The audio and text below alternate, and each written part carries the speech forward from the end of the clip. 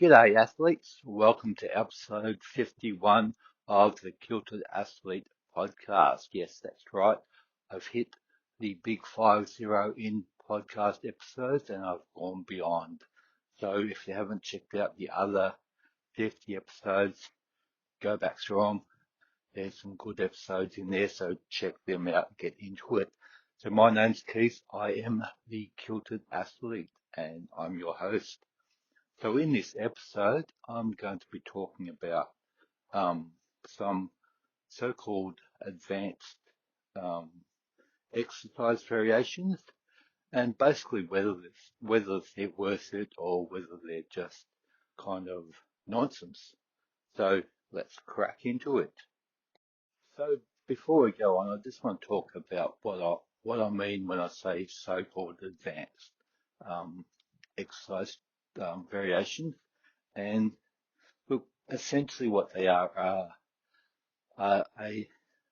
another variation of a basic exercise. Say, for example, a push-up, a bench press, a squat, and someone's added something to it, or tried to make it a bit more difficult um, in order to, um, supposedly make this exercise more difficult, more tricky, and supposedly get more exercise value out of it.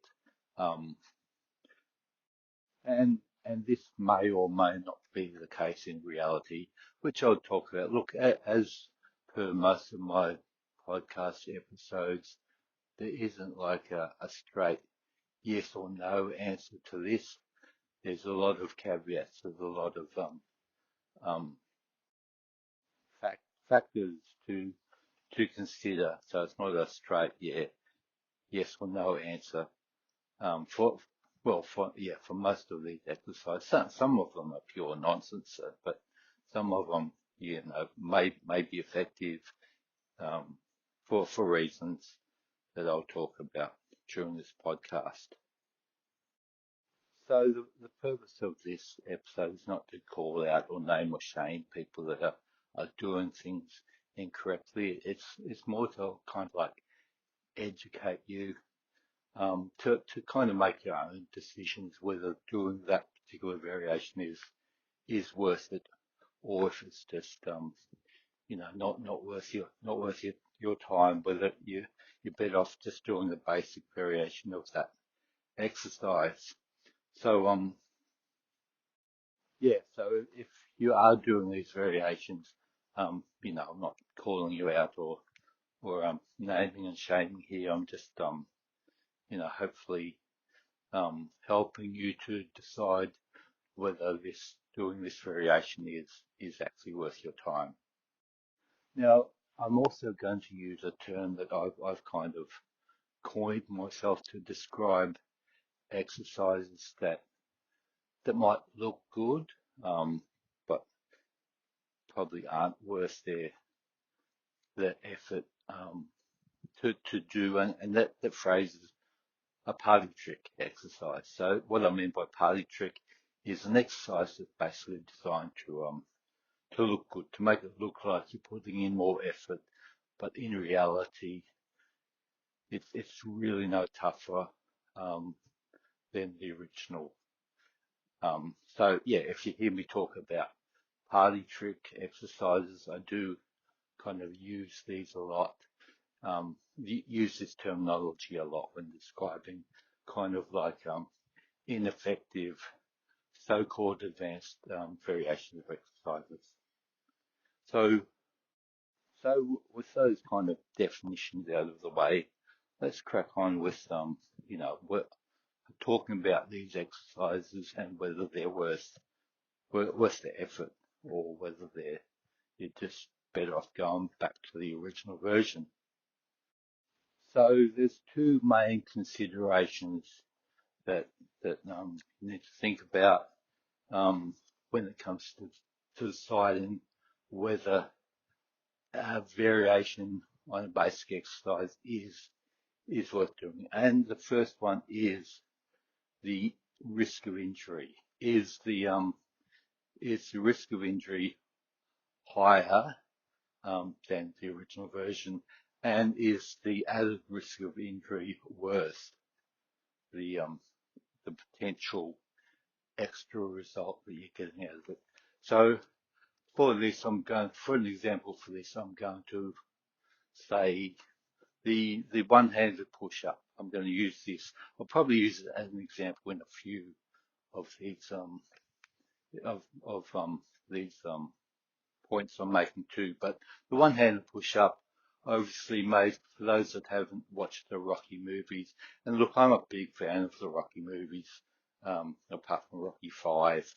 But yeah, I'm a big fan. But it kind of like popularized this one-handed push-up um, variation.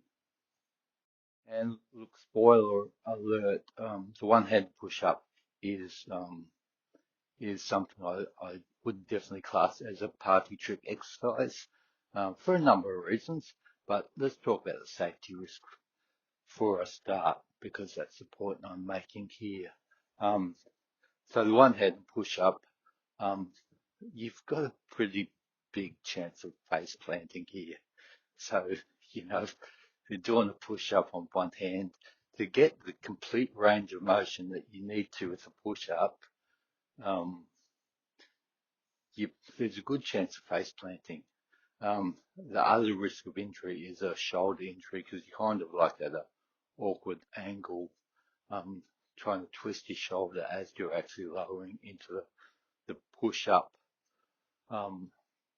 into the push-up down position. So to get the full range of motion out that you would with normal push-up, to get that out of a one-handed push-up, you're kind of putting your shoulder like at a pretty awkward angle there. So there's risk of injury to your shoulder and risk of injury to face planting as well. So the risk to injury factor there, risk to reward factor there is not stacked in your favour. And there's a few other reasons why, the one I put the one-handed push-up in the party trick basket. But I'll talk about them later, because I am talking about the risk of injury factor here at the moment. So yeah, look, you need to work out, like, is there a significant increase in the risk of injury?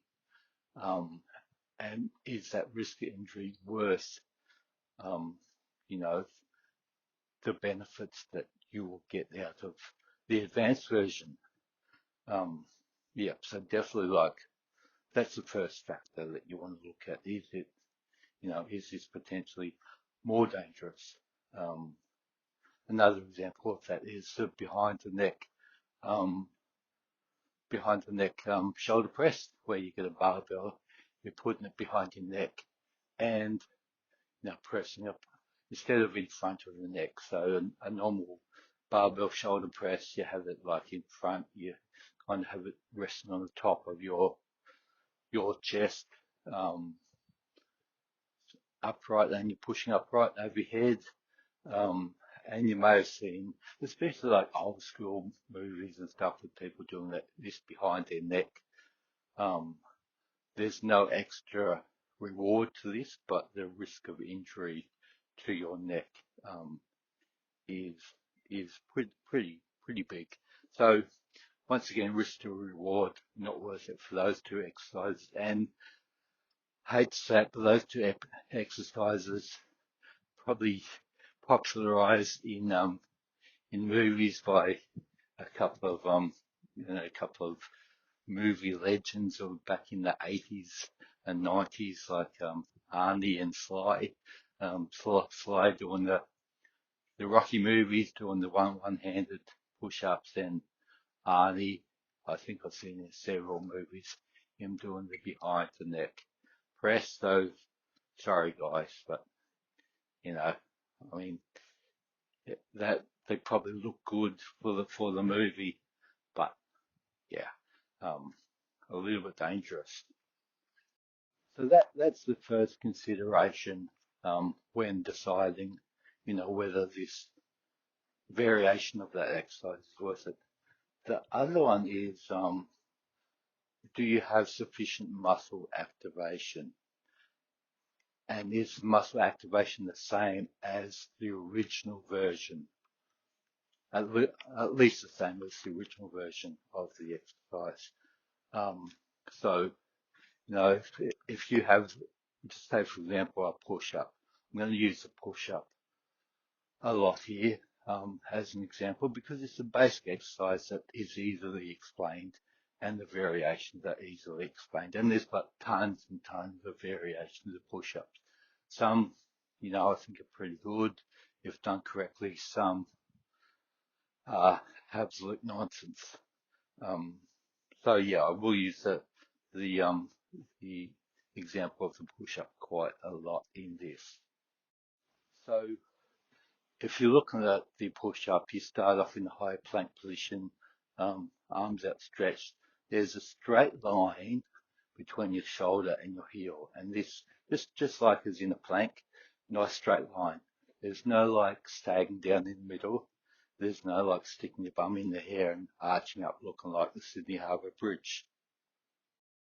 And yes, on the side note, I do use that kind of like terminology when I'm correcting people's push-up technique or plank technique. With the bum stick in the air, I say they look like the Sydney Harbour Bridge. Sometimes I also say they look like half a Macca's arch. Or for those, in America that are listening to the podcast, Macca's is what we in Australia call McDonald's. So if you can imagine like half of that arch, that Macca's arch, and then your bum sticking in the air, looking like that. Yeah, pretty bad push-up or plank technique. Anyway, I'm digressing again. So if we take the push-up example, you start off in the high plank position. Key here is nice and straight, nice straight line between the shoulder and the heel. All right, and then we lower ourselves to where your arms are parallel with the ground. So where your upper arms are parallel with the ground, that is the down position of the push-up. And then we push ourselves back up to the arms fully extended version. So that's a complete range of motion of the push-up. Now let's talk about a couple of things where, a couple of versions, advanced or so-called advanced versions of a push-up, where this technique may suffer. So I'll go back down to my favorite example, sorry Sly, the one-handed push-up. So I've seen a lot of people attempt one-handed push-ups here, and I haven't seen many people do them well or with sufficient quantity to make this exercise effective. So there's a few points here. Firstly, with a lot of push-up variations, the first thing to suffer is that nice straight line between the shoulder and the heel. So if you're not maintaining that through whatever push-up variation you're doing, then you need to stop what you're doing, go back to the original version. Same with a plank. Any plank variation, if there's no longer a straight line between your shoulder and your heel, then you need to stop what you're doing, go back to the original variation. So what often happens when people go to do a one-handed push-up is first thing that happens is the bum sticks in the air. So that nice position has been broken to start with. So the exercise becomes then ineffective. Another thing that often happens with a one-handed push-up is, well, pretty much always happens, is the range of motion is only limited. So the elbow only gets bent slightly before pushing up to the up position. So instead of going down until the arms are parallel, because the reality is you're probably going to face plant if you do that, and then all the way back up again, you're kind of only doing that little, not even a half rep, it's probably like a quarter to a third of a rep. So that's another reason that becomes ineffective muscle activation. And the other thing is, the third thing here is you really can't do that many of them. So if I were to do, like 20 push-ups, um, normal push-ups, with both hands, both feet on the ground, probably get 20, 30, 40, whatever. If I were to do one-handed push-ups, I might get 3 out, I don't know. So really the quantity is not effective. The quality is not effective to get sufficient muscle activation. So that set of one-handed push-ups you've done is just, it's a junk set. You've just kind of like, you may as well screw that up and chuck it in the bin because it didn't really happen. So one-handed push-up, purely nonsense, purely party trick exercise. And you know, a lot of people come up to me and say, "Oh, I can do one-handed push-ups," and it's like, what's the point? There is absolutely no point to this. It is just a party trick. Um, it's an ineffective exercise. Now let's talk about what another variation that could be an effective exercise if done correctly, but it is often um, more often done incorrectly than correctly, and that's what the diamond push-up or the close hand push-up. So when you're talking about a push-up, um, your hands are normally like just more than chest width apart, a little bit over chest width apart, um, and this is activating your chest more than your triceps. The closer your hands are together, because it's kind of putting you off balance more, it's putting more tension on your triceps. So the theory behind a diamond push-up, a close grip push-up, sometimes called triceps push-ups, is that now if you have your hands nice and close together, then it's going to work your triceps more. So if you want to give those triceps a bit of a blast, particularly after an arm workout, or if you've done your chest workout and you just want to add give those triceps a bit more of a blast, potentially this actually could be a good push-up variation. But as I said, I don't see it done correctly very often or done effectively very often. So, um, and the reason being for this is range of motion. So if you were to, put your hands nice and close together and do a push up, you still need to get that full range of motion. You still need to come down to your upper arms are parallel with the ground. And more often than not, people don't do that. Once again, they're coming down to about a third to half of the range of motion. So these people are thinking, "Oh, I'm doing this great variation of this push-up," but in effect, they're not they're they're not going through the full range of motion, so it's not really as effective as I think it is. Um, so I'm not saying this is a bad exercise. I do this myself, every now and then, especially after a big chest workout, if I want to work on those triceps, because it is actually good. Triceps, unlike biceps, aren't just an ego muscles. Triceps are, the stronger your triceps are, the more they're going to support you when you're bench pressing and stuff like that. So it is good to have nice, strong triceps. I've often talked about how people waste too much time in the gym working on biceps.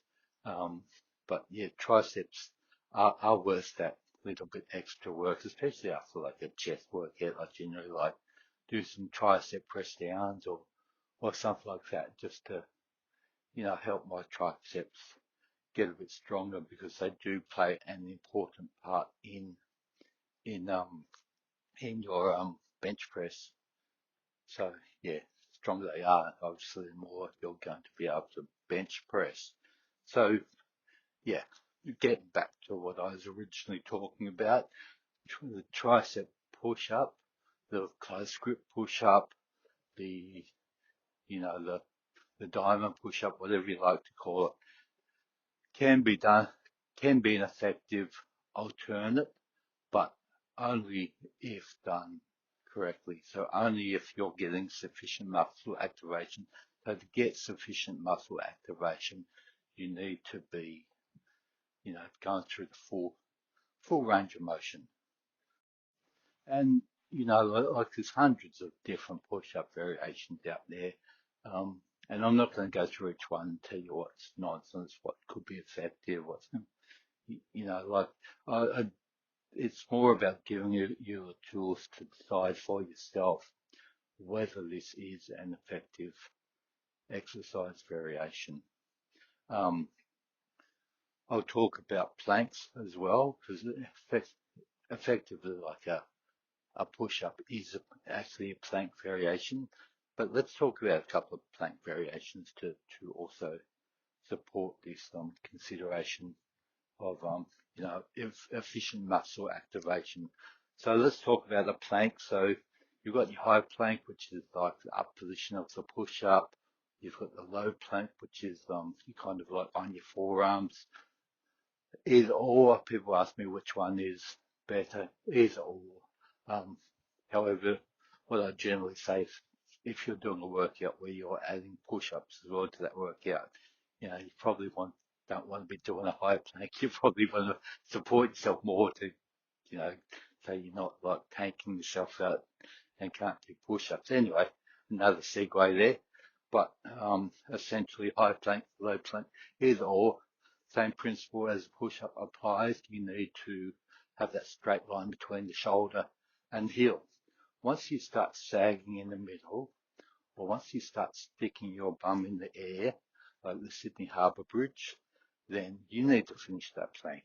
There's no point carrying on that plank with poor technique just to, say you've planked for some arbitrary amount of time.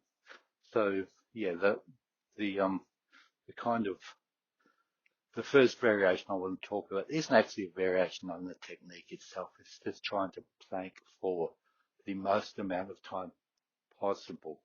And usually people do a certain amount of, that's a good plank, and then their technique suffers and they start sagging in the middle, the bum sticks in the air or whatever, the nice straight line is not existing anymore, but they carry on the plank just because they're trying to get some, some record or some arbitrary amount of time.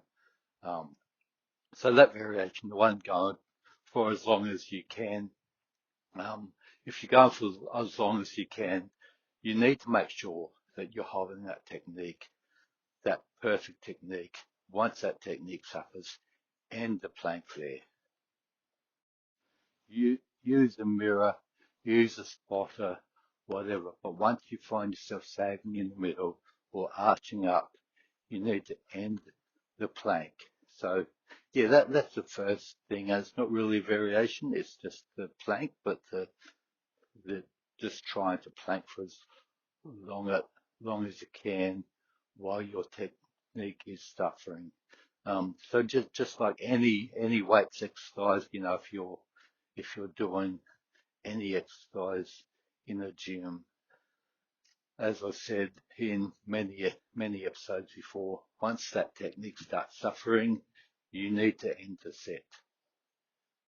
Now, the other variation I want to talk about here that I see a lot, and it's kind of like variations on variation, but I'm going to call this the one-handed plank. So that might be doing a plank with one hand behind your back. It might be doing an alternating shoulder touch plank where you're lifting one hand up and touching the opposite shoulder. Or it might even be the one where you kind of like got a weight like a dumbbell or kettlebell underneath your body and you're kind of like moving that across with either hand. Any plank variation where at some particular time in that you're raising one hand off the ground. Now here's the thing with this, and this is like the main thing that I see, because look, probably 90% of people that I see doing this kind of variation, um, this is what happens. As soon as one hand comes into the air, so does the bum. So the bum sticks up. So you're no longer doing a plank. So you've really, that whole muscle activation of locking that core in and holding that nice straight position has just gone out the window for, you know, this pointless variation. So if you're doing any plank variation where, you know, your hand raises off the ground, whether that's, you know, holding your hand behind your back, whether it's a shoulder touch plank, whether it's picking up weights or whatever, if your bum is sticking in the air, then that exercise has just become ineffective because your core is no longer activated. So once your bum sticks in the air, your core is no longer doing the work. Your legs are doing the work. Your legs and glutes are holding you up, not your core. The whole purpose of the plank is to hold that nice straight position where there's a straight line between your shoulder and the heel. And if your bum is sticking in there, the core is no longer doing the work. So it doesn't matter how fancy this variation looks. If your bum is sticking in the air, it is ineffective. So you need to rein it back in, go back to the original version.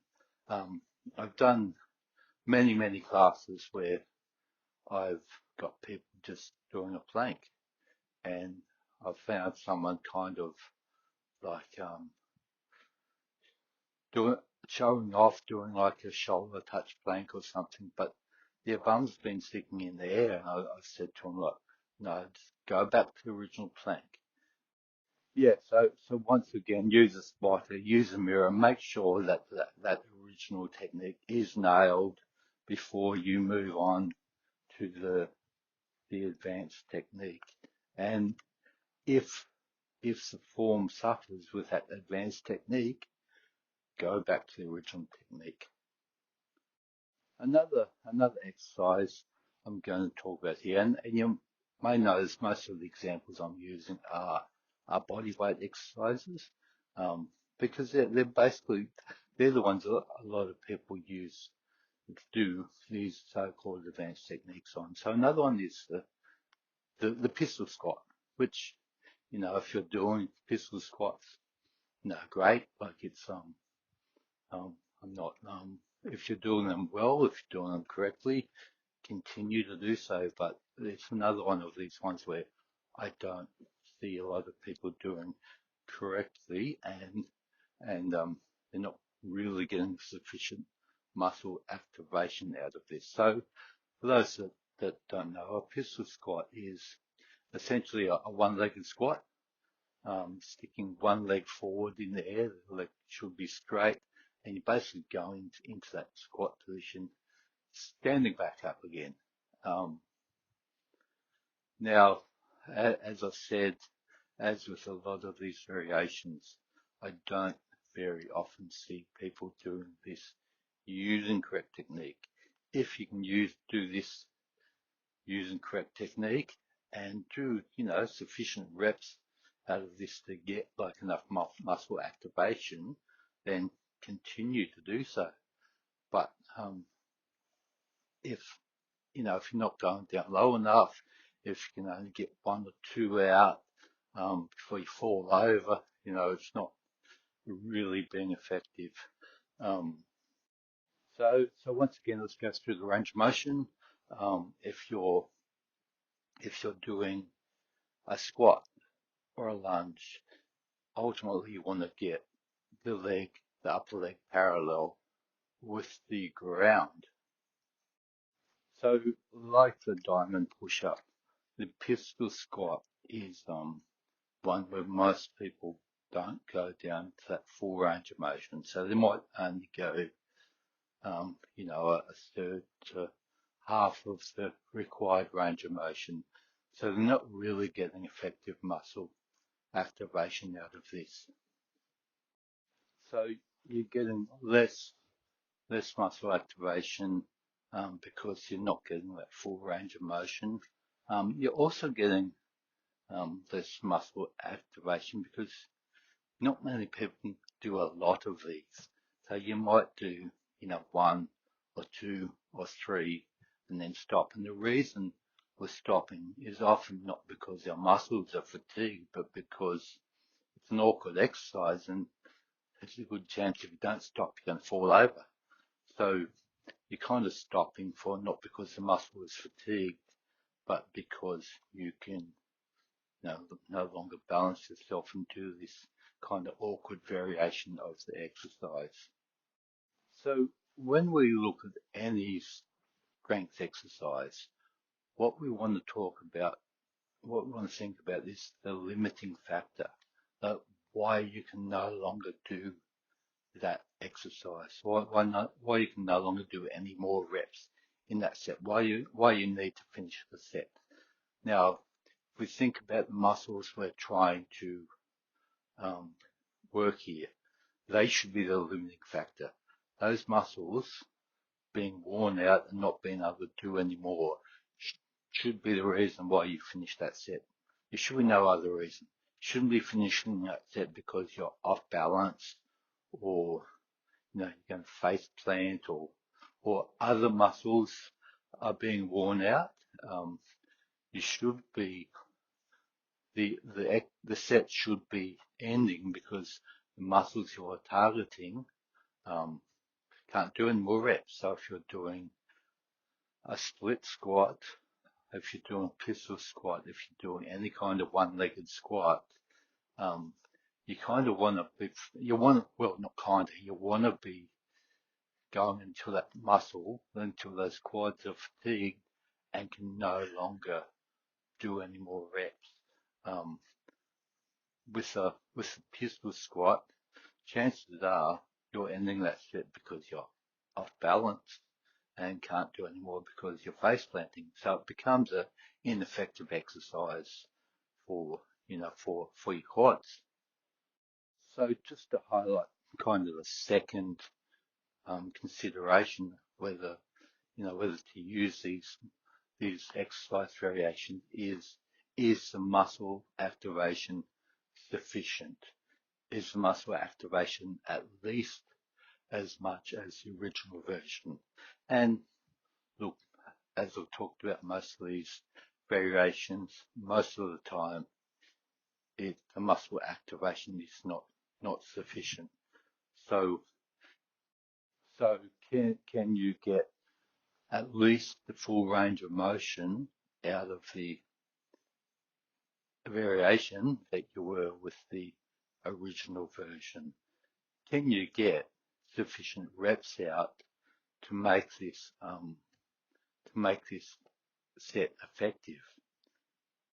And are you ending the set because the muscle you're targeting can't do any more reps, or are you ending the set for some other reason? Because if you're ending the set for any other reason apart from that muscle is fatigued and can't do any more reps, then you've just wasted that set.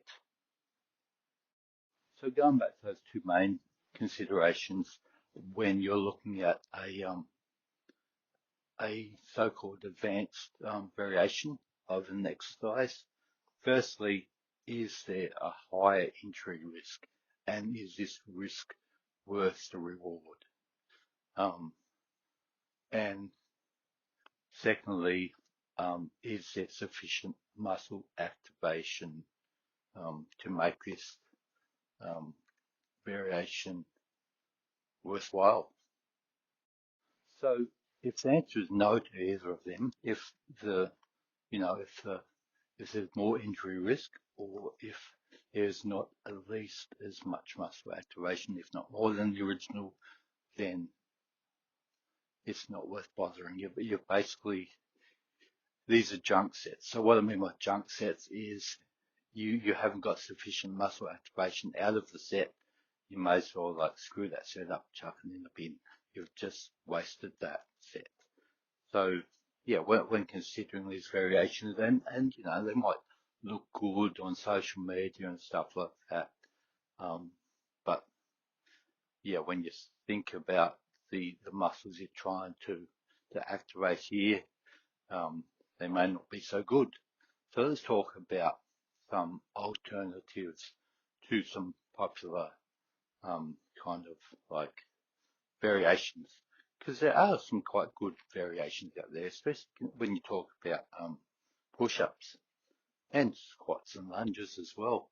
Um, so with push-ups, I'll go back to my one-handed push-up, and like I said, the risk factor is pretty high. The risk of injury is quite high. Risk of injury are firstly face planting, but secondly, like your shoulder is just in this like weird, awkward position. That if you put tension under it in that position, um, you're going to injure your shoulder. Um, and it's also ineffective because you're not getting anywhere near the range of motion as a normal push-up. Um, and for good reasons too, because if you got that full range of motion on one hand, like you'd injure your shoulder.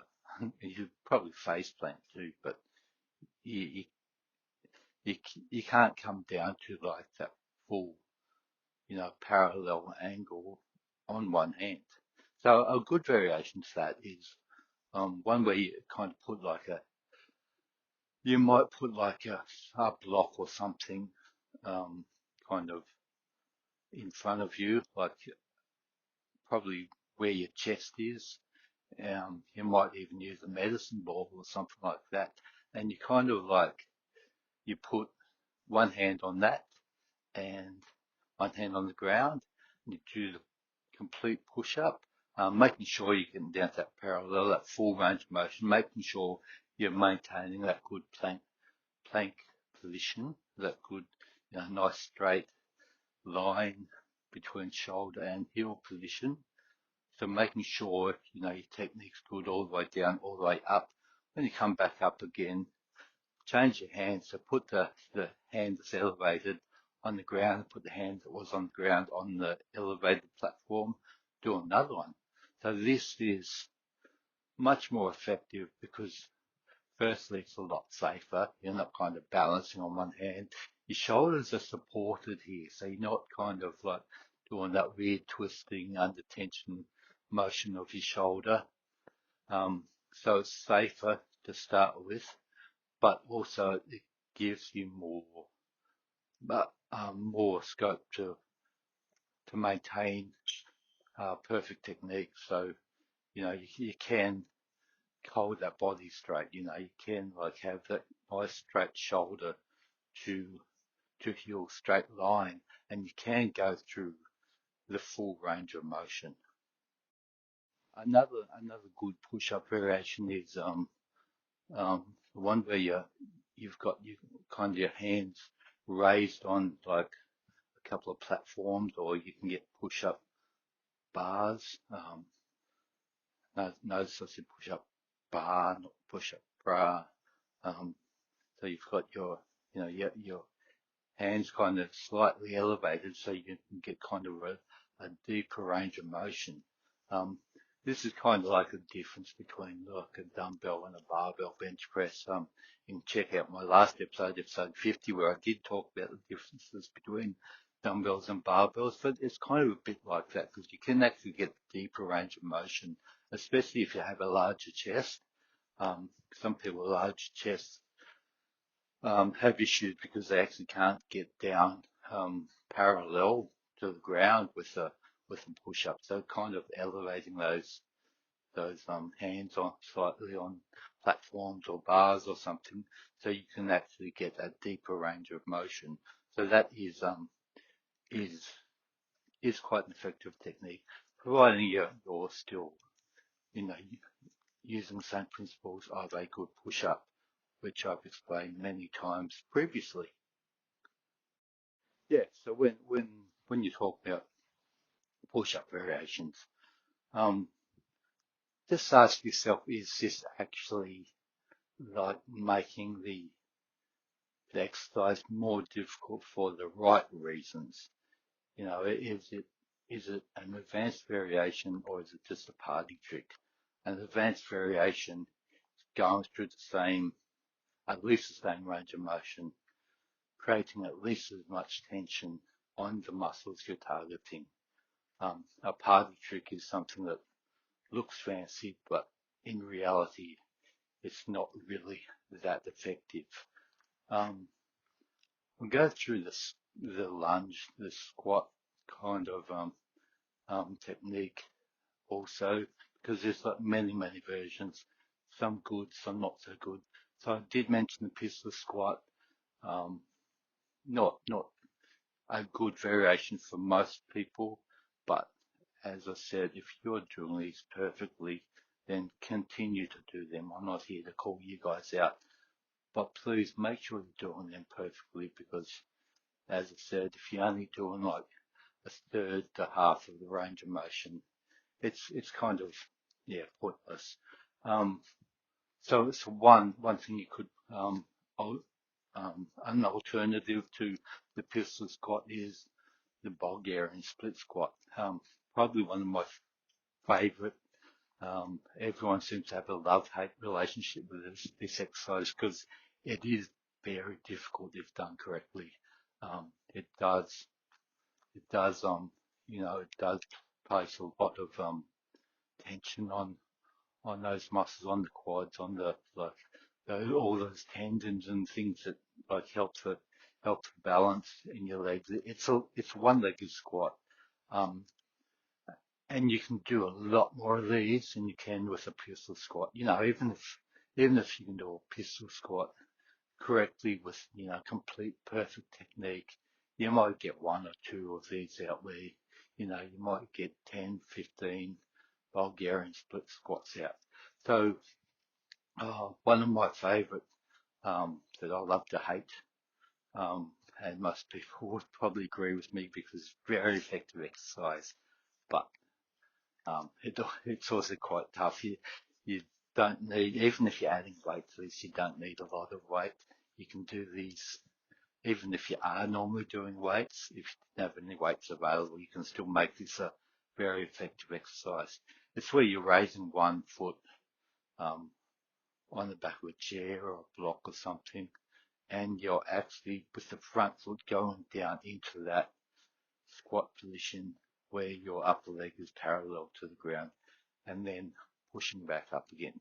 Um, as I said, you can do a lot more of these than you can pistol squats.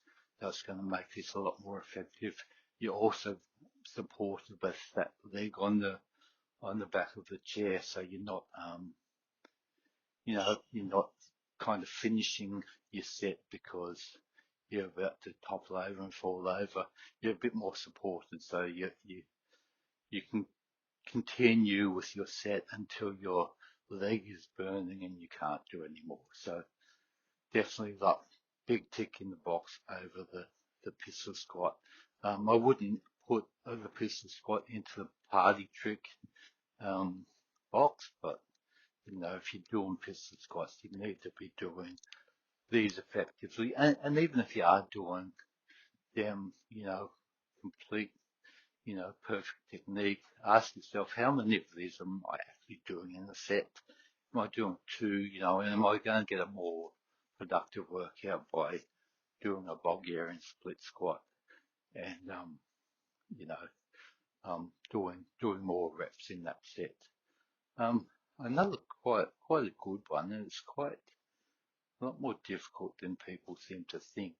If you're working on your single leg strength, just sit on a chair, put one foot in the air, without using your hands, without putting your other foot down on the ground, without using your hands to push yourself up. Try to stand up and then try to sit down. And it's funny because as I was describing that exercise, I just went and did that myself. You might have heard like a little bit of a grunt or an emphasis that I did that. It's quite fun. It is quite a difficult exercise, especially like sitting back on the chair after you've stood up. So lowering yourself back down to the chair and not flopping back into the chair. So that's a pretty good one, a pretty functional one as well. Yeah. So anyway, I could go on for hours and hours about different exercise variations, whether they're worth it, whether they're just party tricks. But I kind of want to empower you guys to give you guys the tools to figure out whether this is worth it yourself.